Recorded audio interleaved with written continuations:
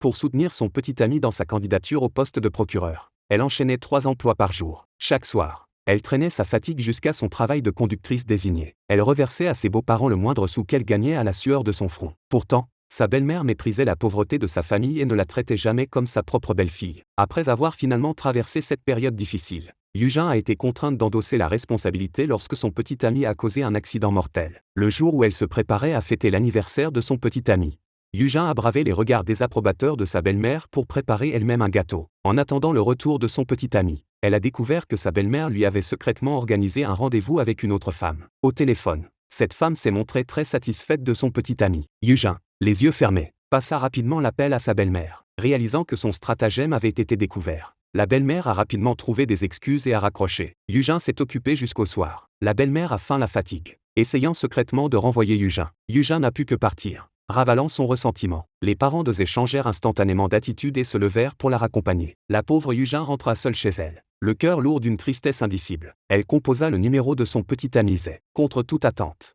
Zé raccrocha immédiatement. À l'insu de Yujin, il était justement en train de faire un rendez-vous galant à ce moment-là. Plus tard, elle s'assit seule pour manger leur gâteau d'anniversaire. À ce moment-là, elle ne put retenir ses larmes. Elle supportait la fatigue du travail, et même les remarques glacées et blessantes de sa future belle-mère. Mais elle ne parvenait simplement pas à comprendre pourquoi son petit ami de 7 ans se rendait à un rendez-vous arrangé. Plus tard, Zé emmena Yujin dans un café. Yujin pensait qu'il allait rompre avec elle. Contre toute attente, il sortit une bague de fiançailles et la demanda en mariage. Zé expliqua que le rendez-vous arrangé n'était qu'un moyen d'apaiser sa mère et qu'elle était toujours celle qu'il aimait le plus dans son cœur. Yujin pleura à chaudes larmes, submergé par l'émotion. Enfin, leurs épreuves avaient été récompensées, ils pouvaient être ensemble. Mais sur le chemin du retour, un véhicule fonça droit sur eux. Pour éviter le camion, ils dévièrent et heurtèrent une rangée de bidons d'huile. Zé descendit inspecter les dégâts. C'est alors qu'il vit une femme étendue, inconsciente et couverte de sang. Sur le bas-côté, une pensée audacieuse traversa l'esprit de Zé. Si cet incident était révélé, sa carrière de procureur serait ruinée. Zé empêcha Yujin de descendre, prétextant qu'ils avaient juste renversé un baril. Il choisit de ne pas appeler la police et emmena précipitamment Yujin. Pendant ce temps,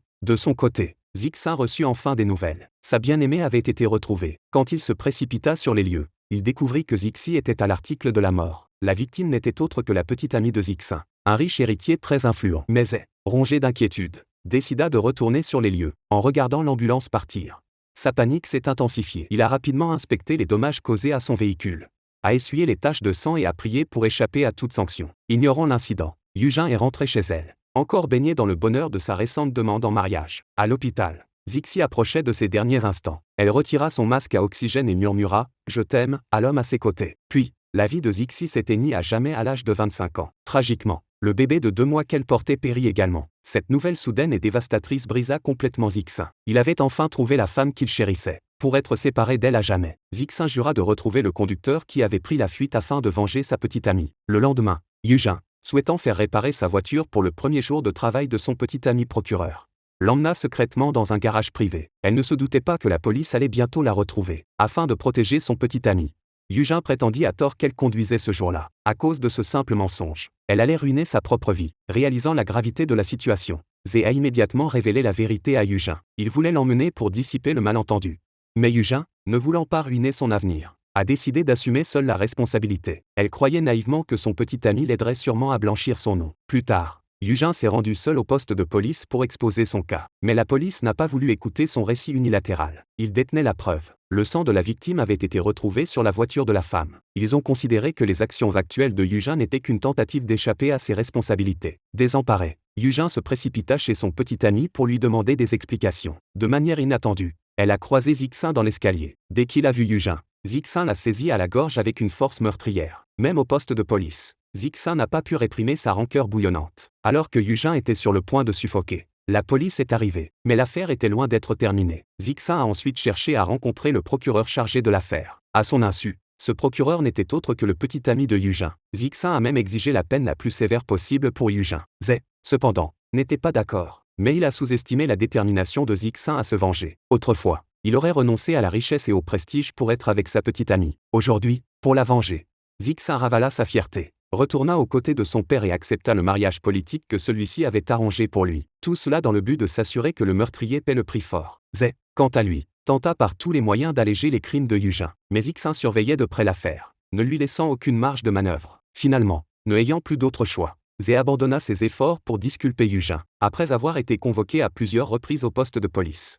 Yujin avait accepté son sort, mais la pensée de son père, qu'il avait élevé seul, la remplissait d'effroi. Yujin lui avait donc menti, prétendant qu'elle partait étudier à l'étranger, avant d'entrer en prison. Elle avait accompagné son père pour faire des choses qu'il n'avait jamais eu le temps de faire, partager des repas, acheter des vêtements et se recueillir sur la tombe de sa mère. Mais lorsque Yujin est rentré chez elle, des policiers l'attendaient avec un mandat d'arrêt. Elle a donc été placée en détention sous les yeux de son père. Impuissant, il n'a pu que regarder sa fille monter dans le fourgon de police, puis s'est accroupi là où il se trouvait. Se souvenant de Zé, il l'a cherché de toute urgence, espérant qu'il pourrait sauver sa fille. Mais Zé, préoccupé par son propre avenir, a donné à Yujin des assurances superficielles. Il a conseillé au vieil homme de lui rendre visite de temps en temps en prison, affirmant que la tâche primordiale était désormais d'obtenir le pardon de la famille des victimes. Le père de Yujin s'est dépêché de réunir des fonds, et s'est finalement retrouvé chez Zé. À sa grande surprise, la mère de Zé lui a proposé de lui prêter de l'argent. Le père de Zé a regardé sa femme avec un respect nouveau, mais elle lui a alors révélé qu'il s'agissait d'un délit de fuite, qui Yujin essayait elle de faire tomber. Il s'est avéré qu'elle voulait que Yujin quitte son fils. Son fils était procureur. Comment pouvait-il être avec une femme qui avait fait de la prison? Le vieil homme a donc pris l'argent et est allé voir la mère de Zixi. Il s'est agenouillé devant elle, implorant son pardon. Tout ce qu'il a reçu en retour, ce sont les pleurs déchirants d'une autre mère. Finalement, Yujin a été condamné à la prison à l'issue du procès de son petit ami. La vie derrière les barreaux s'avéra difficile. Dès son premier jour, elle fut brutalement battue par ses codétenus. Malgré cela, Yujin lutta pour s'adapter. Quand elle se réveilla, on lui annonça qu'elle était enceinte. Au milieu de sa joie, sa première pensée ne fut pas pour elle-même, mais pour son petit ami, comme il serait heureux d'apprendre qu'elle portait son enfant. La nouvelle parvint rapidement à Zixin. Cette femme avait tué sa bien-aimée et leur enfant. Comment pouvait-il laisser cette femme cruelle s'en tirer à bon compte? Lorsque Zé a appris la nouvelle, il a été envahi par le regret de ne pas avoir pris de précautions. Mais finalement, Yujin a risqué sa vie pour donner naissance à un fils. Zé ne lui a jamais rendu visite. Heureusement, cet homme insensible avait encore une once de conscience. Le père de Yujin a développé la maladie d'Alzheimer. Il portait la doudoune que sa fille lui avait offerte, tandis que Zé s'occupait du vieil homme à ses côtés. En prison, Yujin travailla avec acharnement à sa réinsertion. Elle finit par obtenir une libération conditionnelle. Elle imagina sa vie après sa libération, s'occuper de son père, présenter ses excuses en personne aux familles des victimes, et emmener son fils hors des murs de la prison pour lui montrer le monde extérieur. Mais c'est à ce moment précis que Zixin approcha Zé, lui proposant la libération conditionnelle de Yujin comme monnaie d'échange. Si Zé s'y opposait, Zixin lui promettait une promotion à un poste de direction. Finalement, Zé succomba à la tentation et accepta les conditions de Zixin. Mais le pire restait à venir. Un jour, alors que Yujin tentait de calmer les pleurs de son fils, des gardiens, alertés par les cris, soulevèrent la chemise du petit. Ils découvrirent alors sa poitrine couverte d'échymose. Yujin, qui se tenait à proximité, n'avait aucune idée de ce qui se passait. Avant qu'elle n'ait pu réconforter son fils, les gardiens l'ont emmené, soupçonnant des mauvais traitements sur enfant. Ils ont arrêté Yujin, voyant son enfant emmené sous ses yeux. Elle a désespérément tenté de le suivre, mais elle a été frappée par la lourde matraque d'un gardien. Ignorant sa propre douleur, Yujin a interrogé avec insistance sa codétenue sur ce qui s'était passé. De manière inattendue, l'attitude de sa codétenue a changé. Au moment où Yujin sentit que quelque chose n'allait pas, la femme a l'air coriace à côté d'elle, incapable de supporter ce spectacle, l'attrapa par les cheveux. Elle saisit le fer à repasser électrique qui se trouvait à proximité, avec l'intention de forcer sa codétenue à dire la vérité. Mais Yujin, incapable de supporter cela, s'avança pour arrêter la femme coriace. Dans la lutte, la codétenue se libéra et les repoussa toutes les deux. Sans le vouloir, elle endommagea le câblage du fer à repasser. Un torrent de vapeur jaillit, brûlant l'épaule de Yujin. Les gardes l'escortèrent alors à l'infirmerie. Obsédé par son enfant, Yujin ignora ses blessures et se débattit sans relâche. Finalement, les gardes n'eurent d'autre choix que de l'attacher au lit pour la soigner. Après avoir été soignée, Yujin appela son petit ami. Elle avait l'intention de discuter de l'enfant, mais a cru à tort qu'elle voulait parler de sa libération conditionnelle. Yujin supplia Za, au bord de la crise de nerfs. Ce n'est qu'alors que Za comprit que quelque chose était arrivé à l'enfant. Avant que Yujin n'ait pu finir, il raccrocha. Une fois l'appel terminé, Yujin sentit son dernier espoir s'évanouir. Elle sombra alors dans la folie la plus totale. Finalement,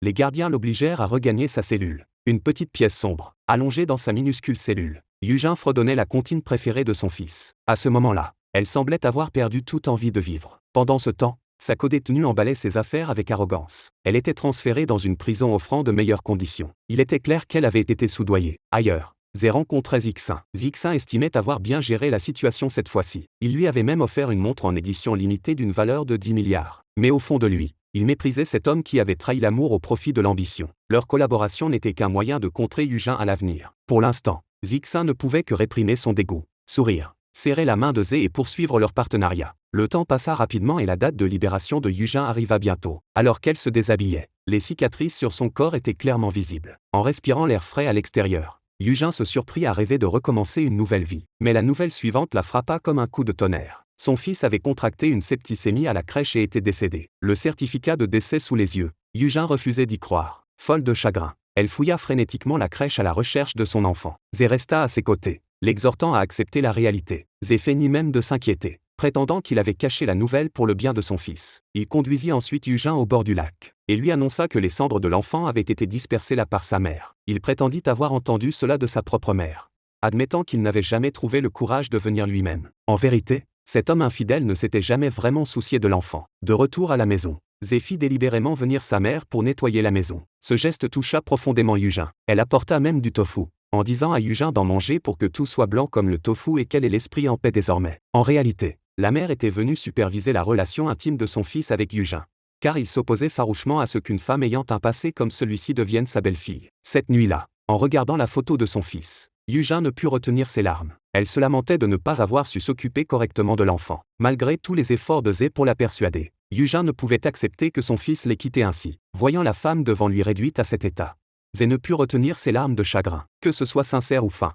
Le lendemain, Yujin erra, hébétée, dans le supermarché. Elle avait l'intention de préparer elle-même un gâteau pour son fils, car c'était son anniversaire. Mais Ixin la suivait secrètement. L'observant, Yujin acheta une grande quantité d'ingrédients, l'esprit ailleurs. Même lorsqu'elle heurta Ixin, elle ne s'en rendit pas compte. C'était peut-être la l'agonie ultime de la perte. Pourtant, en voyant cette scène, Zixin ressentit une lueur d'émotion. Peut-être avait-il été trop obsédé par la mort de sa petite amie. De retour au bureau, Zixin regarda leurs photos intimes ensemble. Mais cette vague pensée de compassion s'évanouit aussitôt. Ce soir-là, Yujin apporta un gâteau au bord du lac. Face à l'eau, elle laissa libre cours à son désir, les larmes coulant sans contrôle, se remémorant les moments précieux passés avec son enfant des années auparavant.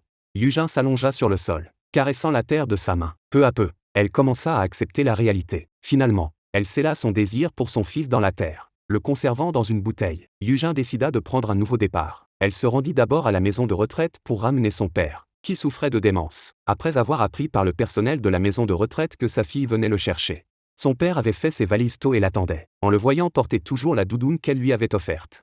Yujin se sentit profondément attristé et se promit en silence de prendre bien soin de son père. Elle chercha du travail partout, mais en raison de son casier judiciaire, elle essuya des refus à chaque fois. Elle s'est ensuite rendue au domicile du défunt, Zixi, pour présenter ses sincères excuses à sa mère. Mais celle-ci l'a accueillie froidement. En observant cette mère, Yujin comprit profondément la douleur de perdre un enfant. Heureusement, Zé passait souvent l'aider à s'occuper de son père, pour empêcher le vieil homme de s'égarer. Zé a spécialement préparé un bracelet sur lequel était gravé un numéro de téléphone. Zé a essayé de le lui mettre, mais le vieil homme a obstinément refusé de coopérer. Ce n'est que lorsque Yujin le lui a mis elle-même, que le vieil homme a finalement accepté. Après l'avoir endormi, le couple est retourné dans sa chambre. Zé a regardé Yujin et a ressenti le besoin de lui faire l'amour. Mais en voyant la cicatrice sur son épaule, son désir s'est instantanément évanoui. Comment aurait-il pu tolérer la moindre imperfection chez la femme à ses côtés?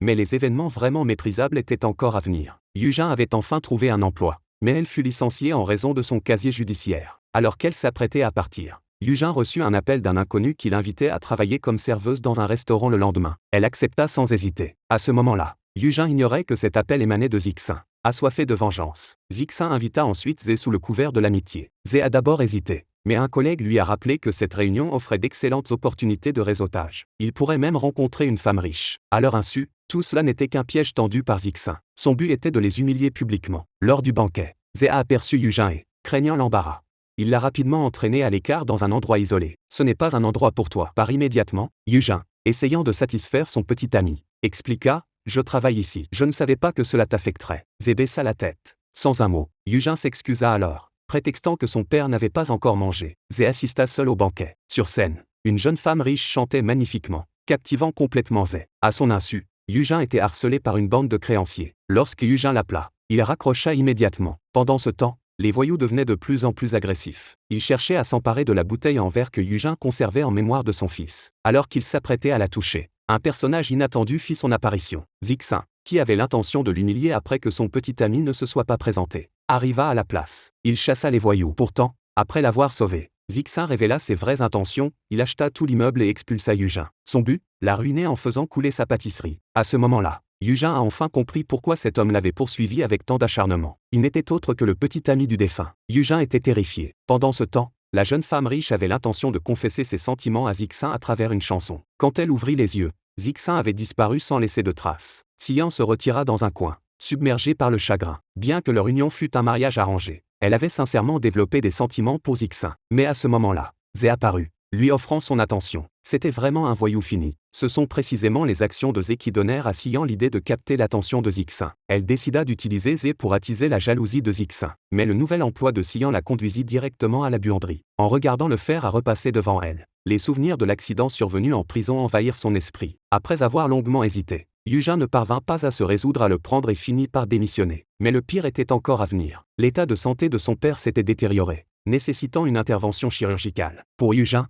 fraîchement sorti de prison, les frais chirurgicaux exorbitants étaient tout à fait hors de sa portée. En lavant les vêtements de son père, Yujin découvrit par hasard la bague en diamant que Zixin lui avait jetée un jour pour lui servir d'argent de poche. Au départ, Yujin n'osait pas toucher à la bague, mais en voyant son père se tordre de douleur sur son lit d'hôpital, elle décida de mettre la bague en gage pour couvrir les frais médicaux. Mais dès qu'elle reçut l'argent, deux hommes en noir l'emmenèrent de force. Yujin se retrouva bientôt face à la belle-mère de Zixin. L'épouse du Chabol l'accusa directement de vol et menaça d'appeler la police. À ce moment-là, Zixin entra et emmena Yujin. Mais il n'était pas là pour la sauver héroïquement. Le véritable but de Zixin était de se moquer d'elle en face. Même lorsque Yujin expliqua qu'elle avait vendu la bague par désespoir pour sauver son père, Zixin resta de marbre. Au contraire, il était ravi. Il avait l'intention de faire goûter à Yujin l'agonie de perdre un être cher. Il déclara qu'il la dénoncerait personnellement à la police. Pourtant, afin de sauver son père, Yujin était prête à abandonner toute dignité. Elle se précipita et s'agenouilla devant Zixin, le suppliant de ne pas l'envoyer au poste de police. Yujin expliqua qu'elle devait encore s'occuper de son père gravement malade. Elle supplia Zixin d'attendre que son père soit guéri avant de l'envoyer en prison. « Je ferai tout pour sauver mon père », implora-t-elle. Zixin ricana, la traitant de femme sans honneur. Plus tard, ému par les supplications de Yujin, Zixin céda et accepta d'épargner sa famille. Il proposa même de lui prêter de l'argent pour le traitement de son père. Mais lorsque Yujin retourna à l'hôpital, elle découvrit avec horreur que son père avait disparu. À sa recherche effrénée, elle rencontra Zé en chemin. Zé attrapa Yujin et lui demanda de ne plus jamais se montrer à Zixin, prétendant que cela le ridiculiserait. Yujin n'avait pas de temps à perdre en discussion. Sa priorité absolue, retrouver son père. Heureusement, Zé fit preuve d'un soupçon de conscience et laissa Yujin signaler la disparition à la police pendant qu'il partait en voiture à sa recherche. Mais Yujin ignorait toujours que son petit ami s'était transformé en démon. Soudain, une averse se mit à tomber. Zé retrouva le vieil homme au coin d'une rue, alors qu'il s'apprêtait à repartir. Zé découvrit de manière inattendue que la démence du vieil homme avait disparu. Le père avertit même Zé de conduire prudemment sous la pluie. Il évoqua soudainement des événements datant de 5 ans auparavant. Le vieil homme révéla la vérité. Yujin avait endossé la responsabilité du crime de Zé. Cela transforma instantanément l'expression de Zé. Le père se contenta alors de lui dire qu'il devait désormais prendre soin de sa fille. Mais cela fit pressentir un danger à Zé. Il se transforma instantanément en démon et partit en voiture. Le lendemain, lorsque Yujin revit son père, il n'était plus qu'un cadavre froid. Yujin ne pouvait accepter cette réalité. Son fils bien-aimé était décédé peu de temps auparavant. Et maintenant son père l'avait suivi. La douleur la plus atroce que l'on puisse endurer était la perte d'un être cher. Désormais, elle n'avait plus aucune famille sur laquelle s'appuyer. Personne n'assista aux funérailles. Les seules personnes présentes étaient sa sœur aînée, récemment sortie de prison, et une pleureuse professionnelle, payée une misère pour simuler le chagrin, comme Yujin aurait souhaité que son petit ami, Zé, soit là. Mais elle menait une petite réunion comme si de rien n'était. Pendant ce temps, Zixin observait Yujin depuis le côté. Zé n'apparut qu'après l'enterrement du père de Yujin. Il sortit une liasse de billets et dit à Yujin qu'il avait été occupé par des affaires professionnelles ces derniers jours. Yujing, elle aussi, avait les idées claires et rompit avec Zé. Elle lui rendit la bague de fiançailles, un si petit diamant qu'il en était dérisoire. Désormais libéré des contraintes imposées par Yujin, Zé pouvait ouvertement poursuivre l'amour de ses rêves. Pendant ce temps, Yujin restait chez elle, revivant la perte de 3 personnes essentielles dans sa vie en l'espace d'un mois. Sous le double coup dur, elle refusa de manger ou de boire pendant 3 jours jusqu'à ce qu'elle s'évanouisse. Heureusement, Zixin, qui cherchait depuis longtemps à se venger, se précipita à ses côtés. Ce n'est qu'alors que la vie de Yujin fut épargnée. Zixin se trouvait désormais face à l'homme qui avait assassiné sa petite amie. Son trouble intérieur était profond. Il ne comprenait pas pourquoi il avait sauvé Yujin. Peut-être avait-il eu pitié d'elle, alors que Zixin essuyait doucement ses larmes. Yujin remua. À moitié réveillé, Zixin s'empressa de lui couvrir les yeux avec un mouchoir. Si elle le voyait maintenant, comment pourrait-il jamais se venger? Mais Yujin replongea dans l'inconscience. Pendant ce temps, Zé visitait une exposition d'art. Ayant démissionné de son poste de procureur en raison d'un manque de preuves contre une entreprise corrompue, Zé avait désormais jeté son dévolu sur la riche héritière Sia. Elle comptait trouver un moyen de se lier à cette femme fortunée et d'accéder au sommet de la société. Elle mettrait ensuite tout en œuvre pour se venger de Zixin, qu'il avait toujours méprisé. Ailleurs, Yujin sortit rapidement de l'hôpital. Elle marchait seule dans la rue, serrant toujours dans sa main la facture de l'hôpital sur laquelle elle avait apposé sa signature. Yujin croyait naïvement que Zé l'avait sauvée. N'ayant nulle part où aller, elle chercha refuge auprès de l'ancien chef de gang de la prison. À ce moment-là, Yujin découvrit que toutes ses dettes avaient été transférées au nom de Zixin. Elle retrouva immédiatement Zixin pour lui demander des explications. Zixin déclara « Je deviendrai ton créancier et je te tourmenterai lentement », bien que déconcerté par sa tactique.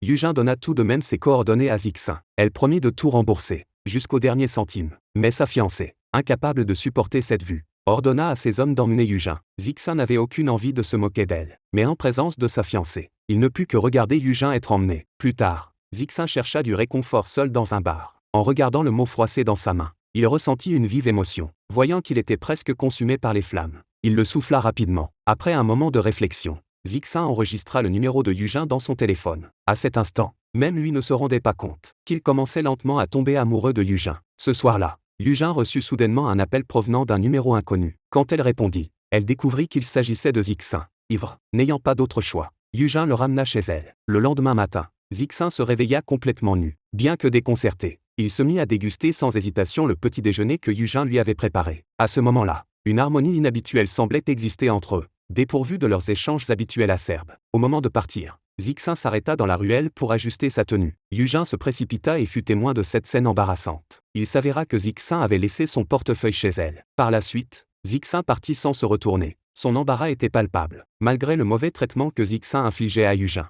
Il pensait toujours à elle, même pendant les réunions. Il prenait soin d'enregistrer le numéro de Yujin dans son téléphone. Mais ses petits gestes furent remarqués par sa fiancée. Sian, paniqué, il attrapa son téléphone, mais composa accidentellement le numéro. En entendant une voix féminine, tout le monde resta stupéfait. Zixin s'empressa de raccrocher, mais la vie de Yujin était loin d'être tranquille. Dans la rue, elle rencontra par hasard la femme qui avait assassiné son enfant. Huizen, rongée par sa conscience, s'enfuit dès qu'elle aperçut Yujin. Après l'avoir poursuivi pendant plusieurs pâtés de maison, Yujin finit par coincer Huizen dans une ruelle sombre. Furieuse, Yujin se jeta sur elle et lui asséna une pluie de coups. Elle exigea de savoir pourquoi Huizen avait fait une telle chose. Yujin était convaincu que Huizen était responsable de la mort de son enfant. Mais au cœur de l'affrontement, c'est Yujin qui s'effondra sur le trottoir, anéanti. C'est seulement à ce moment-là que Huizen a révélé la vérité. Elle aussi avait été manipulée. Ses instructions étaient simplement d'infliger des blessures mineures à l'enfant, afin d'empêcher la libération conditionnelle de Yujin. Yujin était stupéfaite. Huizen lui a demandé avec insistance si elle avait des ennemis. Yujin a immédiatement pensé à Zixin. Après tout,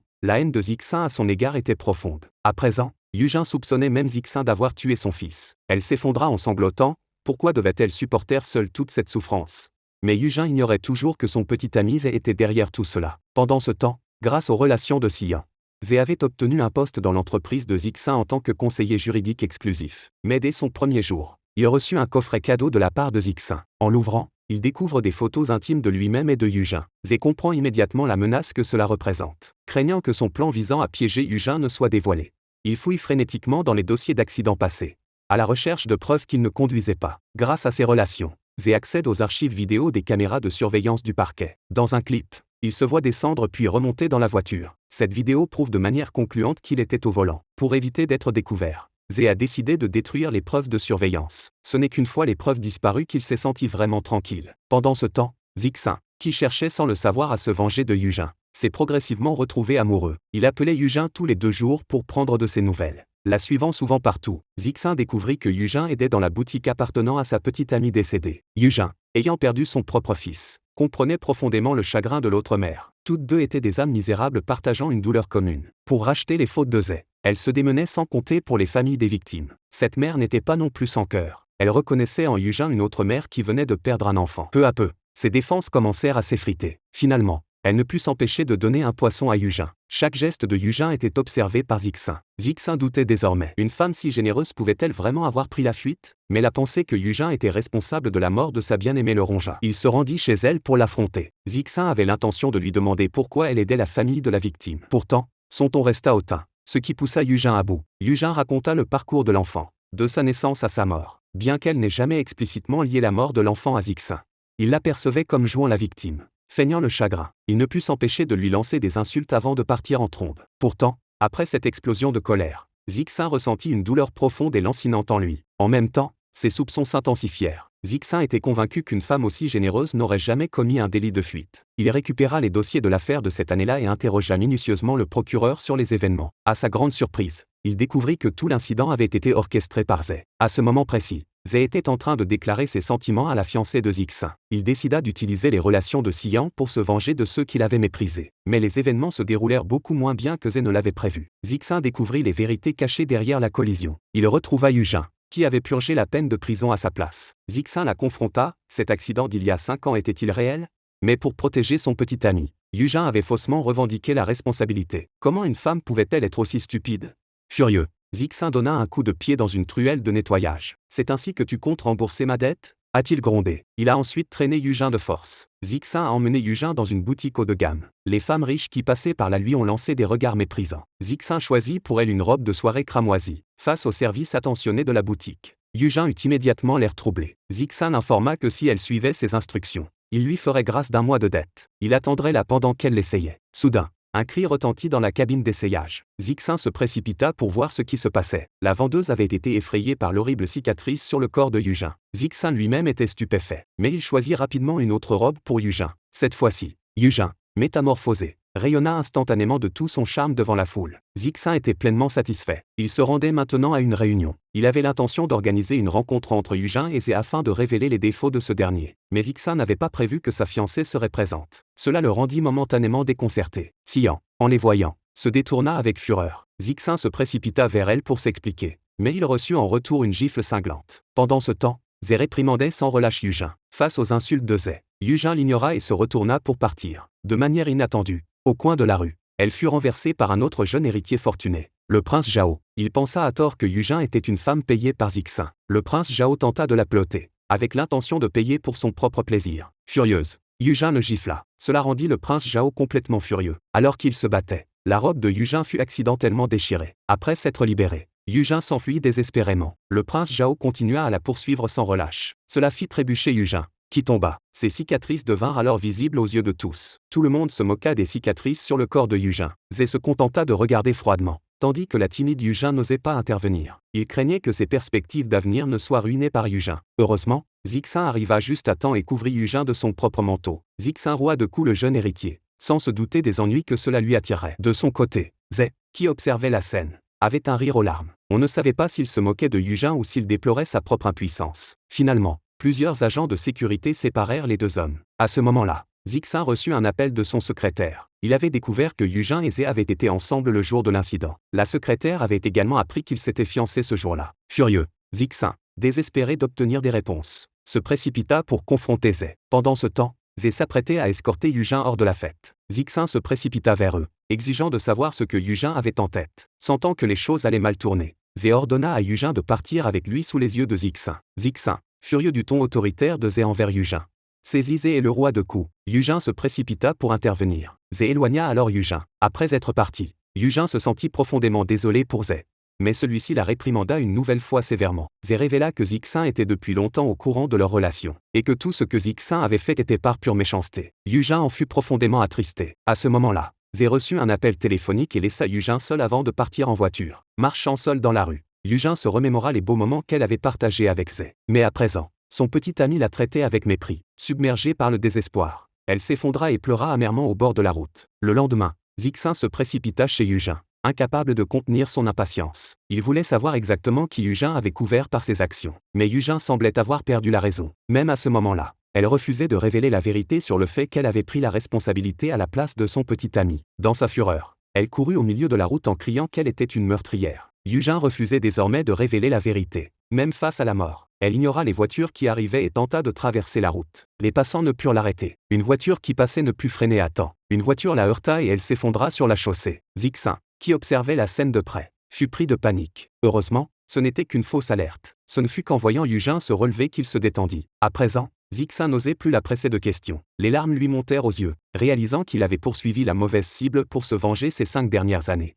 Zixin éprouvait envers Yujin une culpabilité aussi profonde que son amour pour elle. Il n'avait jamais compris comment Yujin pouvait craindre la mort elle-même pour protéger quelqu'un. Zixin trouvait que Zhe ne méritait pas un amour aussi inconditionnel de la part de Yujin. Pourtant, cet amour humble lui valut le pardon de Zhe. Furieux, Zé sortit une liasse de billets et exigea que Yujin la rende à Zixin. Zé l'avertit de rester à l'écart de Zixin. Cette mise en garde ne venait pas de la jalousie. Mais, Zé trouvait simplement la présence constante de Yujin à ses côtés gênante. Yujin se sentit complètement désespéré face aux paroles cruelles de son petit ami. Il exigea même froidement de rompre tout lien avec elle. Un frisson glacé parcourut aussitôt Yujin. Pour séparer Yujin de Zixin, Zé utilisa ses relations pour faire inspecter le restaurant de ce dernier. Un groupe de policiers débarqua, affirmant que Yujin avait été dénoncé pour violation de marque déposée. Lorsque le propriétaire apprit son casier judiciaire, il la licencia sur le champ. Alors que Yujin se sentait complètement désespéré, Zixin la vit par hasard. Elle supposa que Zixin avait orchestré toute la situation. Yujin fourra l'argent que Zé lui avait donné dans les mains de Zixin, exigeant qu'il cesse son harcèlement. Elle jura de rembourser elle-même le reste de la dette. Mais Zixin ne se souciait pas le moins du monde de l'argent. Voir Yujin licencié l'avait profondément peiné. Mais la situation de Zixin commença à se détériorer. Lorsque Zé chercha à le dépouiller de tout, Xian savait que Zé s'en prenait délibérément à Zixin, et décida de l'aider à se venger. Lors de la réunion du conseil d'administration, Xian destitua publiquement Zixin de sa présidence devant les membres de la société. Elle proposa à Zé de prendre la place de Zixin. Xian espérait que cette décision lui permettrait de regagner le cœur de Zixin. Pendant ce temps, Zixin se moquait bien de leur petit manigance. La femme qu'il aimait avait disparu sans laisser de traces après avoir quitté l'appartement d'un ami. Terrifié à l'idée de vivre sans Yujin, il la chercha partout, mais ne trouva aucune trace d'elle. Il savait que Yujin était parti pour l'éviter. Zixin affronta même Zé. Mais Zé, en apprenant la disparition de Yujin, a ressenti une joie secrète. Il pensait que plus rien ne pouvait désormais entraver son avenir. L'homme devant lui remplissait Zixin de dégoût. Il l'a averti que la vérité finirait inévitablement par éclater. Peu importe le temps que cela prendrait. Puis il s'est retourné et est parti. Le soir même, Zixin reçut le remboursement de la dette que Yujin avait gagnée grâce à son travail manuel. Il ordonna à ses hommes de localiser Yujin sans faute. Rapidement, grâce à l'influence de sa famille Chabol, Zixin retrouva Yujin, qui travaillait dur à la campagne. Yujin fut immédiatement terrifiée. Effrayée, elle se cacha dans une pièce. Le lendemain, n'ayant pas d'autre recours, Zixin recourut à la violence sur le lieu de travail de Yujin. Yujin n'avait d'autre choix que de le faire sortir. Croyant que Zixin était venu l'embêter à nouveau, elle était furieuse. Zixin informa Yujin qu'elle n'était pas autorisée à quitter son champ de vision tant que la vérité n'aurait pas été découverte. Puis tenta de l'emmener. Au milieu de leur lutte, Zixin, exaspéré, avoua involontairement ses sentiments à Yujin. Mais Yujin rejeta cela comme étant simplement une ruse d'homme riche. Furieux, Zixin fit immédiatement appel à Zé. Il menaça de dépouiller Zé de toutes ses fonctions si Yujin refusait de le suivre. Bien que Yujin ait insisté sur le fait qu'elle n'avait rien à voir avec lui, le fait de voir Zixin sortir son téléphone la fit finalement céder. Ils ne rentrèrent chez eux qu'à la tombée de la nuit. Dans la voiture, Yujin s'endormit accidentellement. Zixin la soutint doucement de sa main. En partant, Zixin exigea que Yujin retourne travailler au restaurant. Mais dès son premier jour de retour, Yujin rencontra de manière inattendue Zé et Xian. Alors que Zé s'apprêtait à humilier Yujin,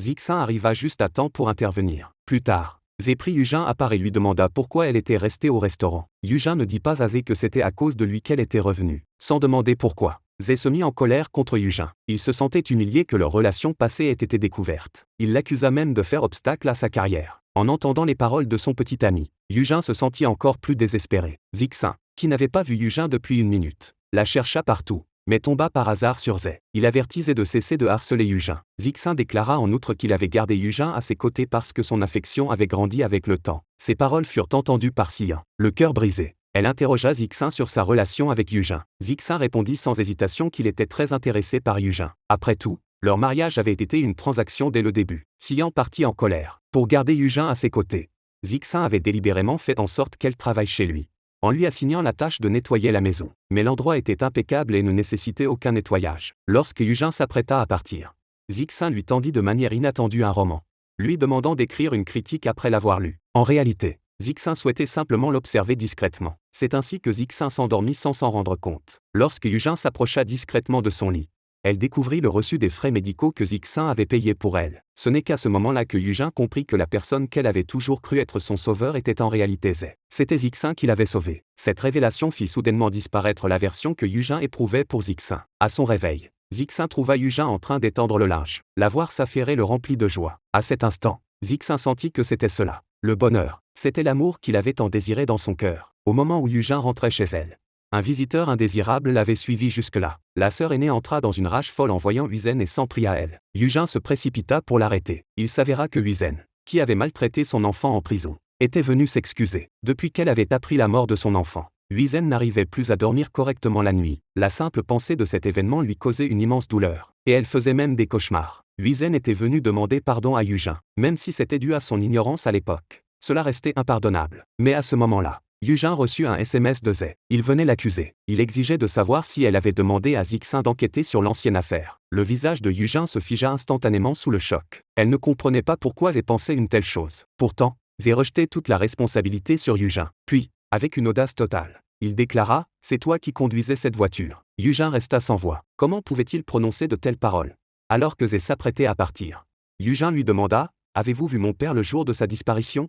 Zhe nia. Mais Yujin, qui était à ses côtés depuis 6 ans, sut immédiatement qu'il mentait. Ce qui suivit fut encore plus surprenant. Après le départ de Zhe, Huizen se précipita dehors. Huizen raconta avec excitation à Yujin que c'était Zhe qui avait fait en sorte que sa libération conditionnelle soit bloquée. Ce n'est qu'à ce moment-là que Yujin comprit pleinement qu'elle avait mal compris Zixin. Elle se jura silencieusement de rendre justice à son enfant. Cette nuit-là, seule avec la doudoune de son père, Yujin pleura sans pouvoir se contrôler. Mais alors, par hasard, elle découvrit un ticket de caisse de supermarché dans sa poche. La date sur le ticket correspondait au jour où son père avait disparu. Elle se précipita au supermarché le soir même. Le commerçant lui révéla qu'il avait plu à verse ce jour-là et que c'était Zhe qui avait conduit son père. Yujin fut dévastée en apprenant cela. En se retournant, elle remarqua une caméra de surveillance dans la rue. Yujin décida de commencer à rassembler des preuves. Avec l'aide de son ami, sa sœur aînée récupéra les images de surveillance au poste de police, invoquant les dommages causés à sa propre voiture comme justification. Dès qu'elle vit la vidéo, Yujin ne put retenir ses larmes. C'était Zhe lui-même qui aidait son père à monter dans la voiture avant de partir. Yujin s'est complètement effondrée. Elle n'aurait jamais pu imaginer que la personne qu'elle aimait le plus était désormais devenue son ennemi. Zixin, qui n'avait pas vu Yujin depuis plusieurs jours, l'a trouvée dans une boulangerie. Yujin se cognait la tête contre le mur à plusieurs reprises. Sur la table se trouvait une photo d'elle avec son père. Zixin, le cœur brisé, a protégé la tête de Yujin avec ses mains, le visage baigné de larmes.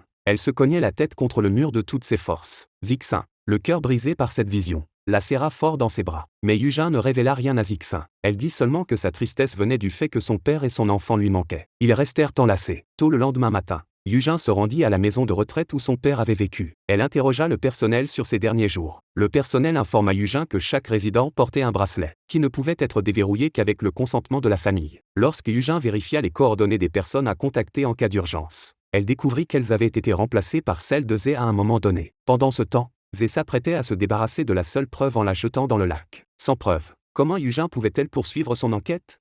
Mais Yujin n'était pas du genre à abandonner si facilement. Elle retrouva Zhe sur son lieu de travail. Bien décidée à le confronter, Yujin l'attrapa et insista pour qu'il sorte. Zhe se mit en colère et ordonna à ses hommes de la jeter dehors. Mais Yujin n'allait pas laisser Zhe s'en tirer aussi facilement. Elle attendit que Zhe ait fini de travailler, puis bloqua sa voiture. Elle finit par obtenir une occasion de négocier. Dans la voiture, Yujin pressa Zhe de questions sur la disparition de son père. Zhe inventa des mensonges pour tenter de la tromper. Sous le feu des questions incessantes de Yujin, Zhe avoua avoir abandonné son père âgé dans la nature, causant indirectement sa mort. Furieuse, Yujin traîna Zhe hors de la voiture, et le força à s'agenouiller pour se repentir de la mort de l'enfant et de son père. Zhe rétorqua « Si je me repens, disparaîtras-tu de ma vie ?»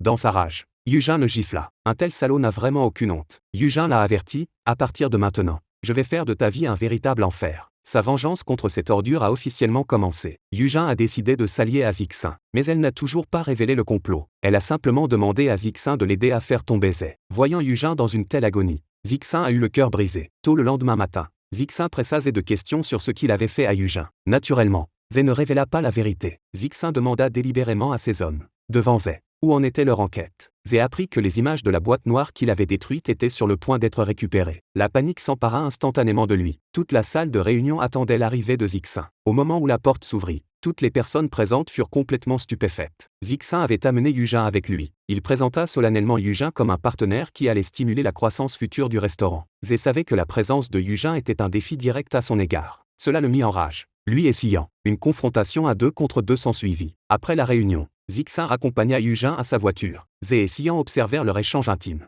Bouillonnant de rage, la victoire à portée de main, les deux hommes échangèrent des sourires dans la voiture. Furieux, Zhe dit à Xian que si cela lui déplaisait, il pouvait les séparer immédiatement. Peu après, Zixin apprit que le cours de l'action de la société avait chuté. La nouvelle de la maladie grave de son père fut également divulguée. Son père subissait une opération à l'étranger, et ne pouvait pas clarifier personnellement la situation. Cette première attaque suffit à perturber Zixin, mais la suite fut encore plus impitoyable. Pour vendre les restaurants à un certain Zhao, héritier d'une fortune notoire et ancien prétendant de Yujin, Zixin s'est précipité pour intervenir lorsqu'il a appris la nouvelle.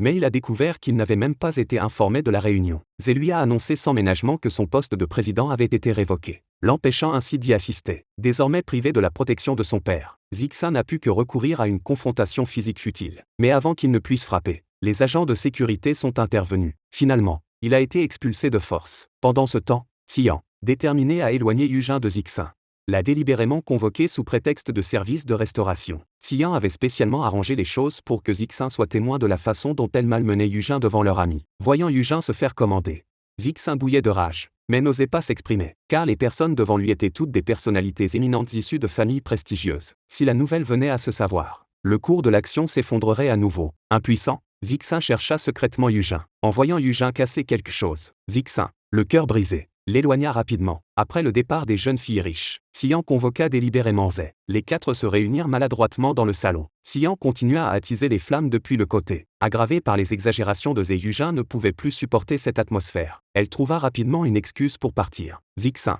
tout aussi incapable de supporter cette situation, se précipita vers Yujin. À ce moment-là, Zixin révéla enfin ses sentiments. Il avait l'intention de tout prouver par des actes. Ignorant les protestations de Yujin, il l'embrassa. Ils s'embrassèrent pendant 2 heures entières. Une profonde affection naquit entre eux. Mais Yujin se sentait coupable envers Zixin et décida de l'aider à sauver l'entreprise. Elle alla voir le prince Zhao, qui lui avait déjà fait des avances. Quel qu'en soit le prix, Yujin abandonna même toute dignité, s'agenouillant devant lui pour implorer son pardon. Elle était prête à endurer cette humiliation pour le bien de Zixin. De toute évidence, le prince Zhao ne se laissa pas influencer par les supplications de Yujin. Sa cible était Zixin. Mais le prince Zhao ne causa pas de souffrance inutile à Yujin. Lorsque Yujin rentra chez elle, elle trouva Zixin qui l'attendait. Yujin lui sourit immédiatement. Elle ne fit toutefois aucune allusion à l'humiliation qu'elle avait subie ce jour-là. Mais aucun secret ne reste caché éternellement. Tôt le lendemain matin, Zixin découvrit des photos de l'humiliation de Yujin au bureau du procureur chargé de l'enquête sur le prince Zhao. Furieux, il partit immédiatement à la recherche de Yujin. À ce moment-là, Yujin était en train de nettoyer les toilettes. Zixin la tira dehors de force. Il poussa Yujin contre le mur dans un accès de rage, lui demandant pourquoi elle s'était agenouillée devant un autre. Yujin observa la fureur de Zixin et expliqua qu'elle voulait seulement partager son fardeau. Ce qui rendait Zixin vraiment furieux,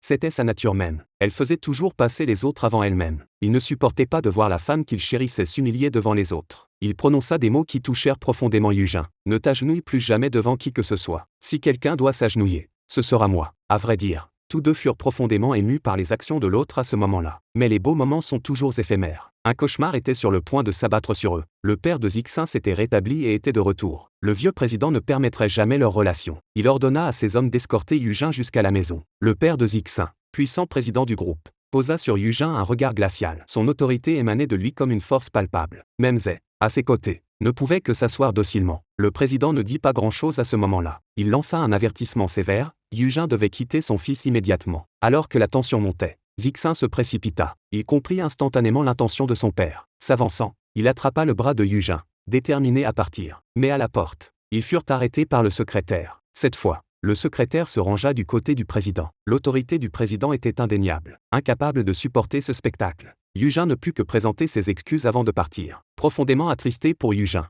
Zixin affronta directement son père. Quiconque ose faire du mal à Yujin me déclare la guerre. Le président faillit avoir une crise cardiaque tant il était furieux. À ses côtés, les yeux de Xian brûlaient de rage. Après être parti, Zixin se précipita chez Yujin. Mais Yujin refusa catégoriquement de lui ouvrir la porte. Séparés par un portail en fer, ils engagèrent une conversation. Yujin, réprimant sa douleur, prononça des mots profondément blessants. Elle se força à rompre avec Zixin. Entendant les sanglots déchirants de Yujin, Zixin savait qu'elle avait prononcé ces mots délibérément. Mais il choisit finalement de lâcher prise. Les deux amants, séparés par la grille en fer, pleurèrent sans pouvoir se retenir. Bientôt, le jour arriva pour commémorer la défunte Zixi. Yujin se rendit sur la tombe de Zixi, se lamentant qu'elle n'aurait jamais dû être avec Zixin, et se repentant du mal qu'elle lui avait fait. Mais Yujin ne savait pas que Zixin était également venu rendre visite à Zixi. C'était comme s'ils ne s'étaient pas vus depuis des siècles. Alors que Yujin s'apprêtait à quitter cette ville triste, Zixin, qui s'était précipité vers elle, la retint. Zixin la serra fort dans ses bras. Le temps sembla s'arrêter à cet instant. Le monde n'appartenait plus qu'à eux deux. Peut-être qu'aimer quelqu'un est la chose la plus incontrôlable au monde. Zixin supplia son père de lui permettre cet acte de désobéissance. Il déclara qu'il n'épouserait pas Xian. Mais comment son père aurait-il pu accepter sa décision? Impuissant, Zixin se retourna et partit. Son père connaissait bien le caractère de Zixin. Il sentait que Zixin était différent cette fois-ci. Il envoya donc des hommes enquêter sur Yujin. Pendant ce temps, Yujin arriva au péage où elle avait autrefois travaillé. Elle demanda à un ancien collègue de lui fournir les images de surveillance qui étaient passées le jour où son père avait disparu. En visionnant les images, Yujin vit clairement que Zhe avait transporté son père ce jour-là. Elle prit alors la photo pour confronter Zhe. En voyant l'image, Zé fut saisi d'une profonde angoisse. Mais bientôt, Zé reçut les ordres du président concernant les antécédents de Yujin. Il l'avertit de cesser tout contact avec Zixin. Une personne avec ton passé, déclara-t-il, ne sera jamais autorisée par le président à être avec Zixin. Tu ferais mieux de garder tes distances avec Zixin. Sinon, Zixin perdra tout. Zé laissa derrière lui ses paroles dures et partit en piétinant les documents. Alors que Yujin s'apprêtait à rentrer chez elle, elle croisa Xian dans le couloir. Xian conduisit Yujin à la chapelle où elle et Zixin devaient se marier. Elle déclara son intention d'épouser Zixin, exhortant Yujin à cesser de se tenir entre deux hommes. Yujin rétorqua qu'il ne fallait pas forcer l'affection de quelqu'un qui ne vous aime pas. Xian, furieuse,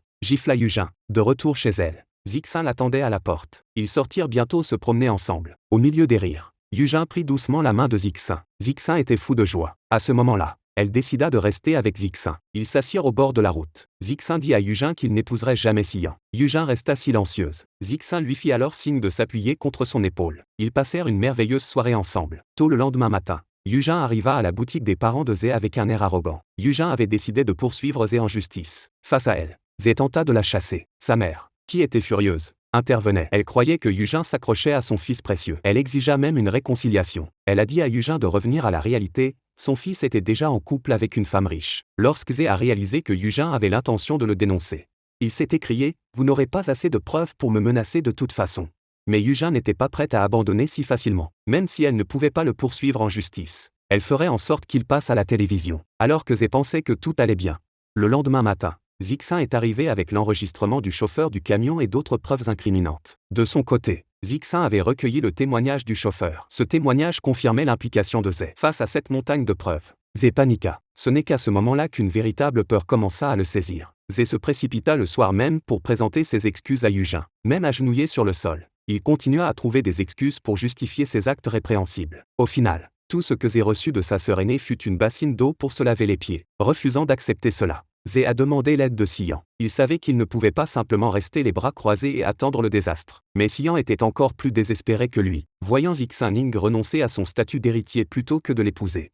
Xian, consumé par un amour devenu haine, a décidé de s'allier à Zé. Pendant ce temps, Yujin s'est rendu seul au parquet pour porter plainte contre Zé. Mais alors qu'elle arrivait à l'entrée, Zé l'appela. À l'autre bout du fil, on entendait Zé discuter avec Zixin. Il s'avéra que Zé avait délibérément activé le haut-parleur pour que Yujin puisse entendre la situation actuelle de Zixin. Ils s'apprêtaient à jouer leur dernière carte, révéler la corruption et les autres activités illégales de l'entreprise. Leur objectif était de démanteler l'entreprise fondée par le père de Zixin. La seule personne qui pouvait les en empêcher était Yujin. Alors que Yujin se trouvait dans ce dilemme, Zixin l'appela pour l'exhorter à se battre pour obtenir justice. Il lui dit de ne pas s'inquiéter, car il ne tomberait pas facilement. Soutenu par Zixin, Yujin finit par poursuivre Zé en justice. Voyant que Zixin était prêt à tout sacrifier plutôt que d'abandonner Yujin, Xian fut complètement dévastée. Finalement, elle ne put que partir les larmes aux yeux. Peu après, Yujin visait annoncer à la télévision que la société s'était livrée à des activités illégales pour obtenir le contrôle opérationnel. Pendant ce temps, Zixin se préparait à rendre visite à son père gravement malade à l'hôpital. Cependant, lorsqu'il a pris la décision de Zixin d'annuler leurs fiançailles, son père entra dans une rage folle. Zixin se précipita pour expliquer la situation à son père hospitalisé.